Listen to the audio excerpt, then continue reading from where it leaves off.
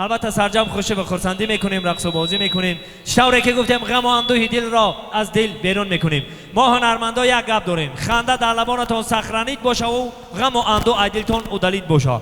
همه وقت هم که تاجیکستان ما به مثل بهاران سرسبز و گلریز و زیبا باشد، در لبان مادرامون خنده هویدا باشد. مرحمت مردم سفربایان، همه کسا سرجم میشویم، رقص و بازی میکنیم، خوشی و خرسندی میکنیم. چطوری که گفتیم سیاهی دل از دل بیرون میکنیم. تکرار و تکرار خوش آمدن کلی دوستان، کلی میهمان ها، همه میهمان ها را خوش آمدید گفتن، نوری دیده تاج بر سر میگوییم. البته در این روزهای نوروزی ما مردم خیرتمندی تاجیک، مردم تاجداری تاجیک، همه وقت در حرمت هم دیگر هستیم، در خدمت هم دیگر هستیم، قدر هم دیگر را میدانیم. بزرگا میگن هر کی ما را یاد کرد ما عقل داریم، کم کم را یاد میکنیم.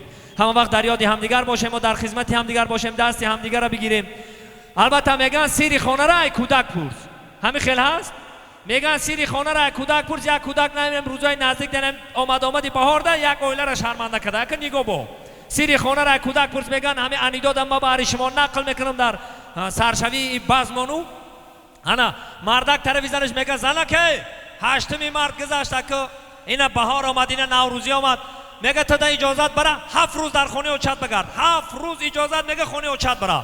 انا با اونو خالت مرا در راه میبینه که شما مرا خبرگیری نمیوین، با میگه 3 روز دیگه نه خونه او خالت بره، همیش خیلی که 10 روز بره بگرد. میگه دیگه زنک خرسندی رو میبره، مرا شوم 10 روز جواب داد، گفته خرسند میبره میره. یک کودکک داره، نم کودکک سینفیسه کم ترک 99 بوده، همه کودک در حولی ایسیس گشته سای. زنک 5 روز پس گشته میوه، یکی زنک 5 روز پس گشته میوه، داره تق تق میکنه، داره یک کم بچه شوی میکنه. وا میگه اوچه تو اومدی؟ اوچه تو نه؟ اوتام 10 روزه جواب داد، تو 5 روز اومدی چی گفت اینجا؟